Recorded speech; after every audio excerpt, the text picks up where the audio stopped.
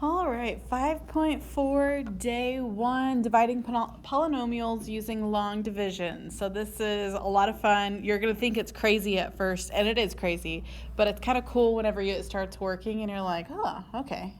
So fun fact about me, I hate long division of numbers, like this one.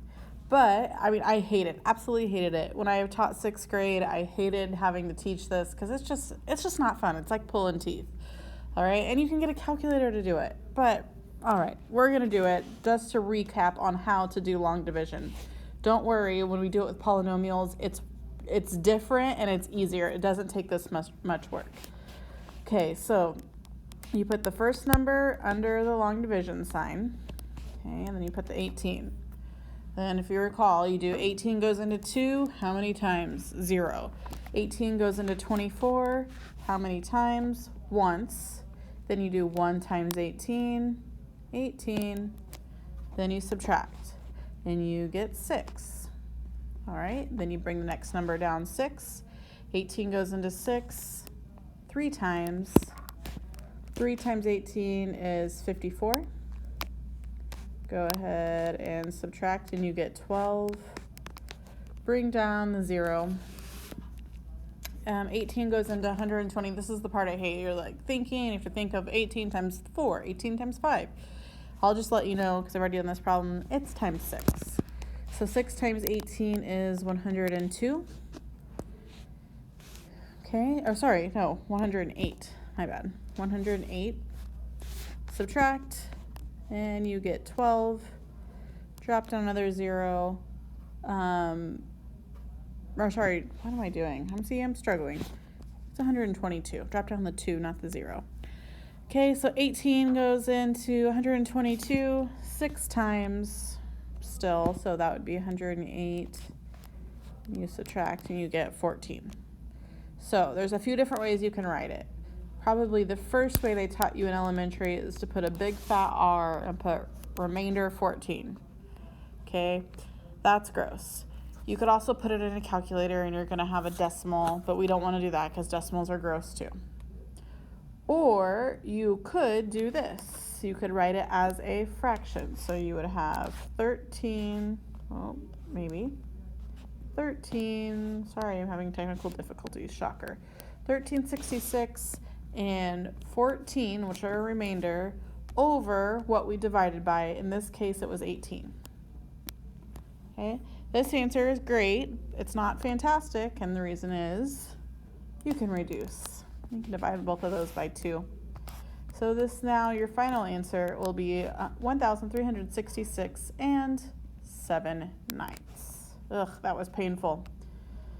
All right, we got done with that long division. So let's, oh no, hold on. So now, I'm really struggling with this today. It's not liking me. Try this. Okay, there we go, finally. So now for polynomial long division, we're going to do something similar. Okay, stick with me. If you need to rewind the video because part of it you just didn't understand, rewind it and rewatch it. Okay, so you have your long division symbol, and you're going to do the same thing and put the first number under the long division symbol. So in this case, it would be 6x squared plus 7x plus 2. And then we're going to have the other one divided by 2x plus 1. Okay, so on this, you're going to just pay attention to the 2x. And you're going to say, okay, 2x times what would give me 6x squared? So think of that. 2x times what would give me 6x squared? Well, that would be 3x, okay?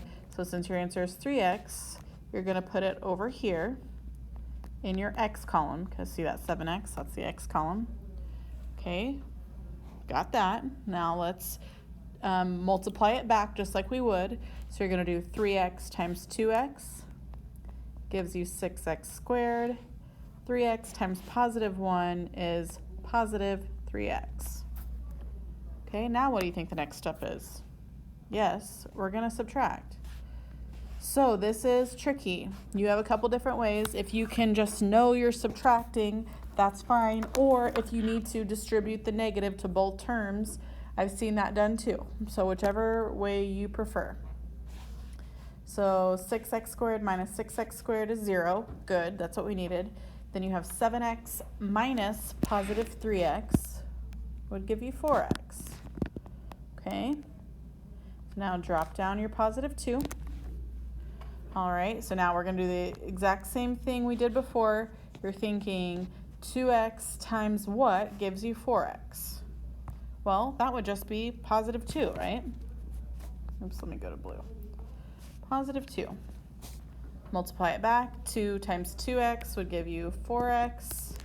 2 times 1 would give you positive 2. All right, now we need to subtract. 4x minus 4x is 0. 2 minus 2 is 0, so there is no remainder. So your answer is this right here, 3x plus 2. So on this one only, I'm not going to do this on every problem, but on this one, if you wanted to check your work, you could say 3x plus 2 times 2x plus 1, what you divided by, and if you distributed it out, you would get 6x squared plus 7x plus 2. I'm just going to do it. 3x times 2x is 6x plus 3x plus 4x plus 2. Put the middle two terms, oh, I forgot the squared. Put the middle two terms together, and you would get 7x plus 2. Look, hey, that's exactly what we got up here. So, yeah, we did it right. So that's one quick way you could check your answers if you wanted to, because I know a lot of you are dying to know how to check your answers. Okay, here's the next one. We've got 4x squared plus 23x minus 16 divided by x plus 5. Same thing. We're going to look. What, x times what gives you 4x squared? Well, that would be 4x. So, this darn thing is not working very well today. So 4x, right? Let's multiply it back. That would give you 4x squared plus 20x, right? Don't forget to subtract. The 4x squared minus 4x squared is 0. 23x minus positive 20x would give you 3x. All right, go ahead and drop that negative 16 down. Now you're going to think x times what gives you 3x? Well, that would just be 3. Multiply it back. That would give you 3x plus 15. All right, so now subtract. So the 3x minus 3x is 0. Good. Negative 16 minus positive 15, that's negative 16 minus 15, would give you negative 31. Uh-oh, we don't have a remainder, so this is what we're going to do. So you're going to put it, just like you would earlier, as a fraction, so negative 31 over what we divided by. In this case, it was x plus 5. So, and now you also need to throw a plus sign in between there. Okay, so this is going to be your final answer. If you're like, wait, this looks weird, you have a plus and a negative right there. If you wanted to move this negative and just put it right here instead of this plus sign, that would be okay. That is equivalent, so that's fine. All right, let's do the next one. C. So let's go ahead and set it up. We have 3x squared minus 29x plus 56 divided by x minus 7. All right, x times what gives you 3x squared? So that would be what? 3x, so that's going to go in the x column. So multiply it back out, it gives you 3x squared minus 21x. Go ahead and subtract. X squareds cancel, that becomes negative 29 minus negative 21, so that becomes plus positive. So it would be negative 8x. Drop that 56 down. X times what gives you negative 8x? Well, that's just negative 8. So multiply it back, gives you negative 8x. And then negative 8 minus times negative 7 would be positive 56. All right, now we need to subtract. Looky there, it cleans up pretty nicely. Those cancel and those cancel, so you have 0 as your remainder. So this is going to be your answer. All right, this next problem, I don't know if your notes have this exact problem. I don't want to do this. I want to give you another example of a problem. So if your notes don't already have this, write this problem down. So we have 3x to the 4th minus 4x cubed plus 12x squared plus 5, all of that divided by x squared plus 1. So let's talk about this. We have some differences. So one difference is we're dividing by, it's not just a normal x, we're dividing by an x squared. Another thing is we're missing an x term right here. So there's going to be what's called a skip. So we're going to have to put a 0 in as a placeholder for that, and you'll see why. Same thing here. We don't have an x. We have an x squared, but there's no x term. So we're going to have to put a 0 in its place. Okay, so before you start writing it down, make sure you watch what I do so you don't have to erase it. So we're going to be dividing by x squared plus 0x, that's that placeholder I was talking about, plus 1. Because 0x is the same thing as 0, so I can do that.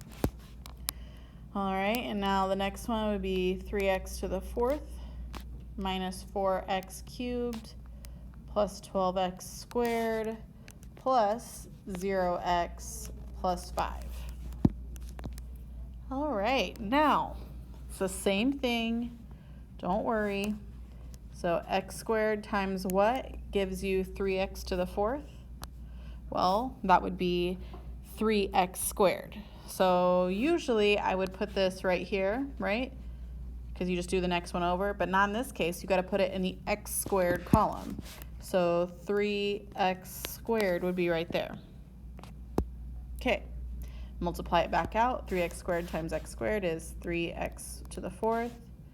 3x squared times 0 is just 0, so I'll put plus 0x cubed just so it's a placeholder. I could put 0, whatever you want to do, it doesn't matter. And then 3x squared times 1 would give you just positive 3x squared. Right, now we need to subtract. The x to the 4ths cancel. That gives you negative 4x cubed. This gives you 12 minus 3, so that would be what? 9x squared. Right, now we need to drop down that 0x. Yes, even if it's a 0, we need to drop it down. So x squared times what gives you negative 4x cubed? Well, that would just be, what, negative 4x. So that's going to go in the x column. That's part of the reason we had to put that 0x in there, so you would have an x column. So multiply it back out. I'm going to move this up. That would give you negative 4x cubed minus 0x. That makes it easier. Minus 4x. Okay, all of that subtracted. There's a lot of negatives. Take your time. So your x cubes cancel. 9x squared would be there. Now you have 0 minus negative 4x. That becomes plus 4x. All right, and then the last thing to bring down is that 5. Now let's see what we get. X squared times what gives you, or 9x squared? Well, what would that be? 9, just 9? Yeah, just 9.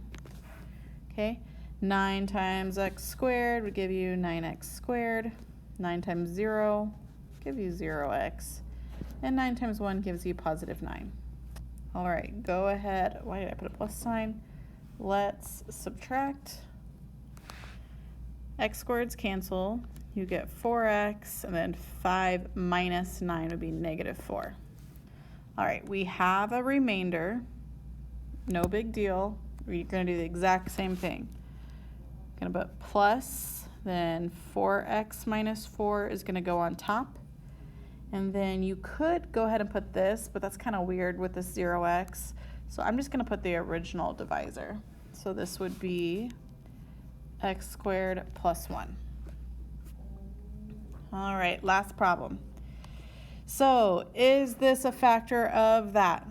How you do this is if you divide and you have a remainder, then no, it's not a factor. It doesn't divide evenly.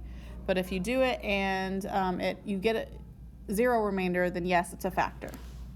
So we've got x cubed plus 4x squared plus x minus 6, and then x plus 1. I'm going to go quick. X times x squared gives you x cubed. Multiply it back out. You get x to the third plus x squared. Let's go ahead and subtract it, and that gives you 3x squared. Bring down your x. X times positive 3x would give you 3x squared. Oops, I need a plus sign there. Multiply it back. That would give you 3x squared plus 3x. Let's go ahead and subtract. X squareds cancel. X minus 3x would be negative 2x. Okay, bring that to that negative 6. X times what gives you negative 2? Or negative 2x would just be negative 2. Multiply it back. You would get negative 2x minus 2. Go ahead and subtract it, and you would get negative 6 minus negative 2 would become positive 4. So, or I'm sorry, negative 4.